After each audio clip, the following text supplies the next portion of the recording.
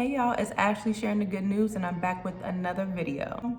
Make sure y'all like and subscribe to my channel. Thank y'all for who has already subscribed. I really and truly appreciate it. And yeah, let's get into this. Y'all, so it's 2023 and we really need to start evaluating who we're friends with. And I'm talking about male or female friendships. We need to actually evaluate whether or not our friendships are looking like how the Bible says our friendships should be.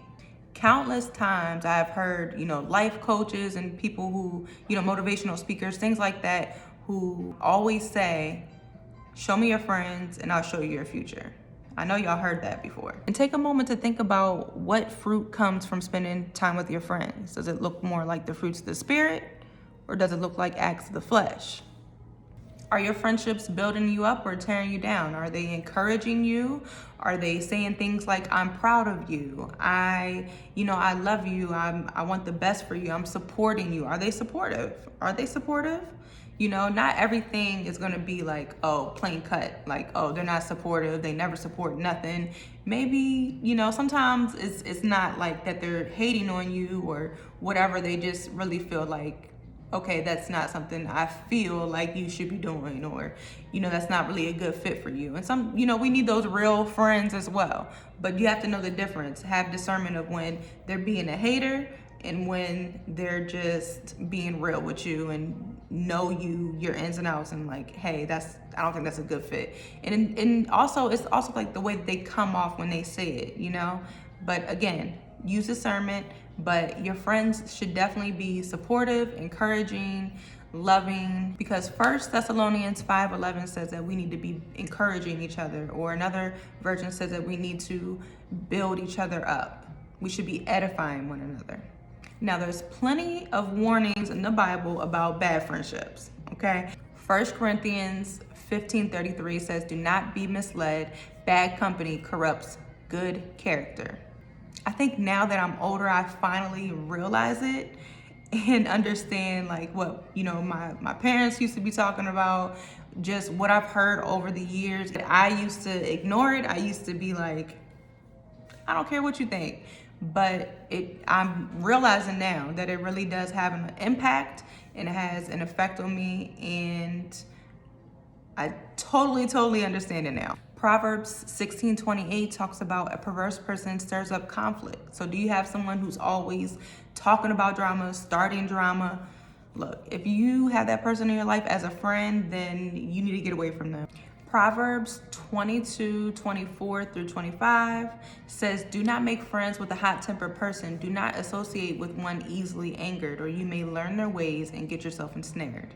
So how true is that? If you're around someone who's quick to pop off, like, first of all, that can just like be a bad situation in itself, because you don't want to keep being around that person. You don't know what they're going to involve you in. There's been so many instances I've heard, personally experienced in my life, that you don't want to be around someone who's easily angered. You don't.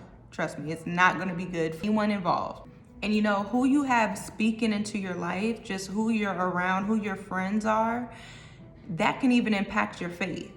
So when you're trying to walk in faith with something, for like I am currently right now, I'm walking out in faith. I'm stepping out in faith on a certain thing, and I'm being careful with who I tell that to, because people are always going to have their own opinion, and if they're not godly people, if they're not in that faith walk with you, you have to be careful, because they will say things like innocently. I'm not saying that they're saying it like, oh, they're being a hater. No, I'm saying some people just don't realize that what they're saying is affecting your faith negatively. Because if you're walking out of faith, because in James, it talks about, in the Bible, it says, don't waver with your faith. Do not waver with your faith. You can't expect anything from God if you're over there wavering, going back and forth, like, is he gonna do it? Is he?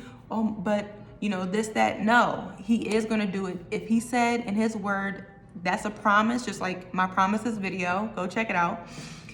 If he said it in his word, he promises, that's it. And that's the final say.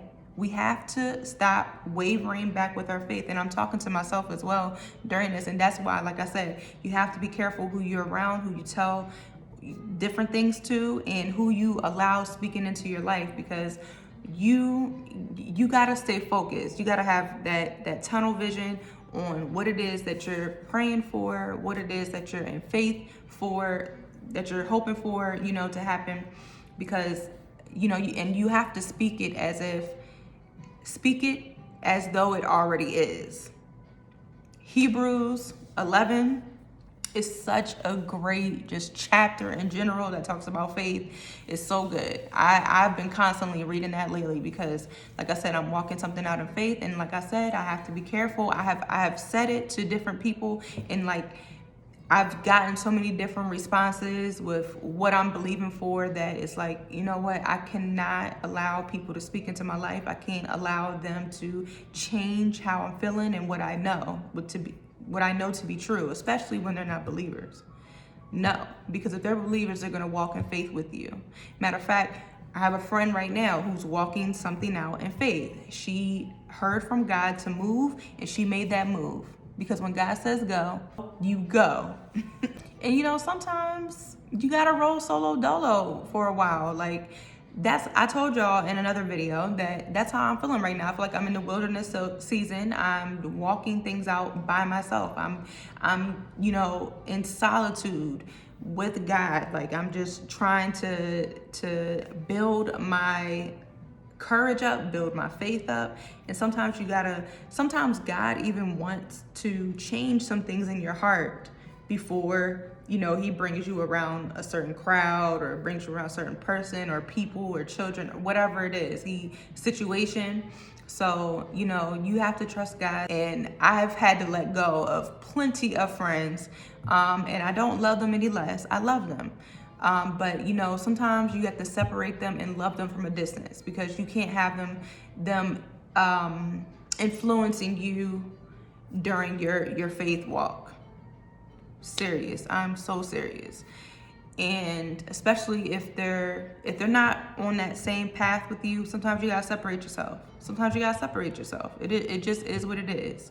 I've even prayed many, many, many, many times that God would remove the friends who are not for me in my life. I want him to remove them out of my life. And the people who are for me and that are going to be with me and are good for me, then to keep them in my life and help me build with them.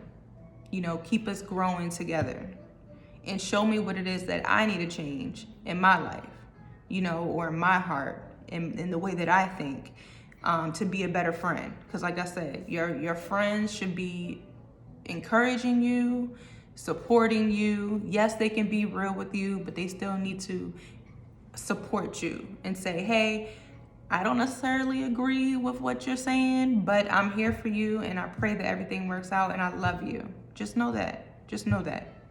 I think that this is, people, like I said, they have their own opinions. People are always going to have their own opinions, but we just, like I said, got to trust in God, and have faith. Don't waver back and forth. Know that it is, and it is what it is. If you're looking for some more godly friends, because that's something that I used to always say, like, God, I want some more godly friends around me. That's what I want. That's me personally. But what you can do is, in your church, typically churches have small groups if they're kind of like up to date. Some churches don't, I guess, have that, but even if you say you don't have a church, but you are looking for a small group, Transformation Church online. I've been a part of a small group with Transformation Church, and I met I didn't meet them personally, but virtually I met some really, really cool girls. They were not even in this country. I learned many things from them. And one of the things that I learned from a girl in a small group was that she doesn't listen to any secular music. And she was telling me, when she goes to Instagram, she just makes sure she has the volume off, different things like that. Like, that was so motivating. And I picked up that, and I was like, I want to do that. That's awesome. You can learn so much from them. And like I said, if you don't have a church, or your church doesn't have a small group, I would try to find one. A small group that I was specifically in. They would talk typically about the sermon, and then, you know, add some personal, you know, personal testimonies, experiences, whatever. And that was cool.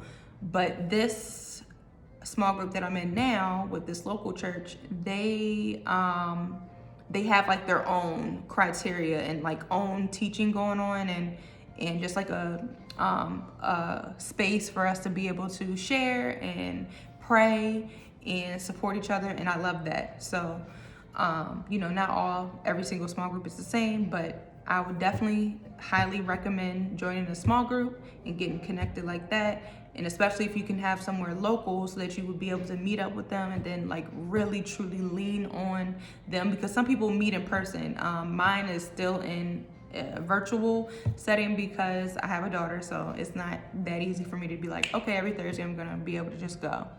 I like to be able to be at home. She can sleep while I'm on the call and all that, or whatever. She can be walking around. She can be right there with me. And yeah, so they even have a mother's small group. There's all kinds of different small groups, but yeah, you can get some godly believers that way, or like I said, always ask God to bring some people your way. Ask God to bring people your way, and he'll open some doors for you. And lastly, I got some good news, because I'm actually sharing the good news. So the good news is, according to Proverbs 18:24, Jesus is a friend that sticks closer than a brother. So don't ever forget that even when you feel alone, Jesus is there. Even when you feel like you need someone to lean on and all that, pray to Jesus. He will give you rest. He will give you rest. And I truly believe that, and I know that to be true. And so I just encourage you to read the Bible, trust the word, don't waver back and forth with your faith, get some godly believers around you, and, you know, go on your faith walk. Thanks again for listening, y'all, making it this far in the video. I would appreciate if y'all would just like, share, subscribe, and watch out for my next video. Y'all have a good week. Stay blessed.